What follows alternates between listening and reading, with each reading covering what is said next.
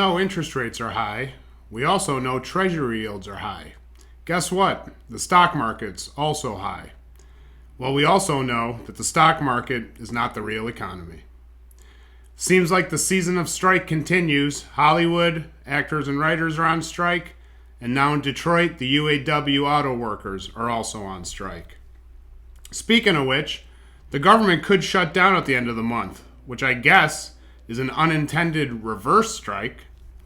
And values versus rates, something we thought we would see this summer. So far, home values are winning, but mortgage love is the only thing keeping home values in the front of that line.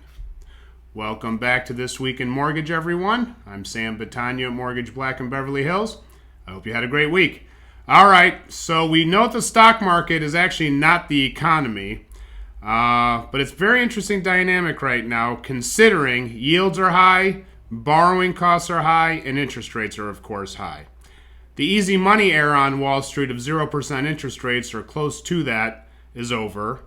And the cheap money that a lot of companies were borrowing from the government to buy back their stock, that's also over. Guess what else is also over? The TINA trade. TINA standing for there is no alternative. When you can get 5% on a savings or money market account, you have plenty of alternatives outside of the stock market. We're going to find out shortly, in a drought, the drought being the easy money era being over, when it comes to the stock market, if trees can really grow to the sky. Moving on to the season of strikes and labor unions. As I mentioned, Hollywood's on strike, actors and writers. Detroit's on strike, United Auto Workers. I want to talk a little bit about the roots and origins of unions. The first national labor union was formed on August 20th, 1866 in Baltimore, Maryland. Fast forward about 5 decades. In 1912, Theodore Roosevelt's campaign when he was running for president was very progressive, considered to be progressive at that time. And he had a motto, 8 hours for work, 8 hours for rest, and 8 hours for what you will. And I quote, well, we all know that work is a lot more than 8 hours these days. Rest is a lot less. And the rest is the what you will. Who knows? But I do know this. It was during that time period where the 40-hour work week was established and overtime was established. And this is the way, over a century later, that we still live our lives today. Moving on to the government shutdown, the reverse unintended strike. Unfortunately, it looks like geopolitics is playing a huge role, and I hope Washington can rise above this. I wish they can, and I hope they can. The big question is, if the government shuts down, how long will it last? Most likely longer than the previous shutdown, which we discussed last week. And when it comes to Washington figuring it out, it would be really nice if everyone could play nice in the sandbox with each other. Moving on to home values versus rates.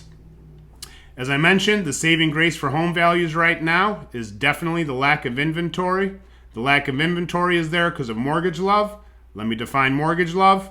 When somebody has 3% or less, for example, on a 30-year fixed, it's going to be a really hard trade out to nearly double, and in some cases more than double, your interest rate. But this is a double-edged sword. The real estate market's slower because of the inventory, but if we had a lot of inventory with the lack of affordability with interest rates where they are right now, values would be way down. So the silver lining in housing is also its biggest curse.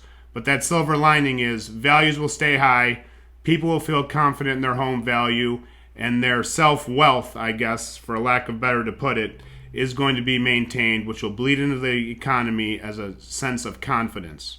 And, as I've been saying, when will interest rates go down is everyone's big question. Interest rates will go down when they're supposed to go down. Okay, everybody, that is my show for this week. I hope you enjoyed it. As always, any mortgage-related questions, please reach out to me. Be a good neighbor, be a nice person, have a great weekend, enjoy football, and go Lions.